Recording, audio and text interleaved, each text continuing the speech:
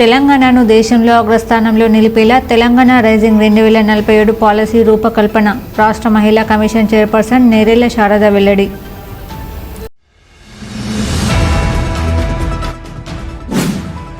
శాంతి భద్రతల పరిరక్షణలో తెలంగాణ రాష్ట్రం అగ్రభాగాన నిలిచింది. రామగుండం పోలీస్ కమిషనర్ అంబర్ కిషోర్జు వెల్లడి.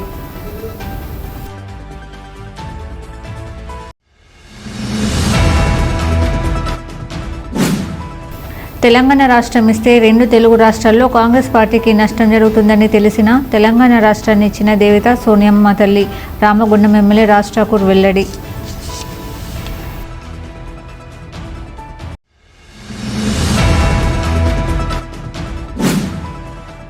అర్జీవన్ ఏరియాలో ఘనంగా తెలంగాణ రాష్ట్ర ఆవిర్భావ దినోత్సవ వేడుకలు. జెండా ఊపి అధికారులు, యూనియన్ నాయకులు, ఉద్యోగులతో కలిసి తెలంగాణ రన్ పాల్గొన్న జీఎం లలిత్ కుమార్.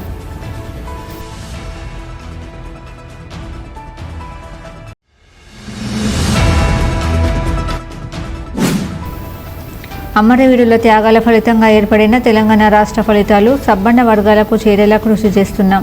జిల్లా స్థానిక సంస్థల అదనపు collector, Ramagundam incharge commissioner Arunasri వెల్లడి.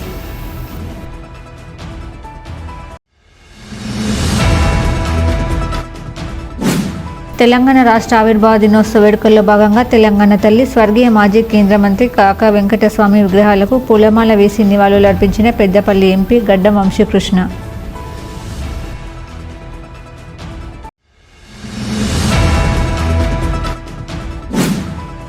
తెలంగాణ రాష్ట్ర ఉద్యమంలో అడ్వకేట్లు ముందు బాగానే నిలుస్తూ వచ్చారు. గోదావరికని సీనియర్ అడ్వకేట్లు గుర్ర రమేష్కు శ్రీనివాస్ వెల్లడి.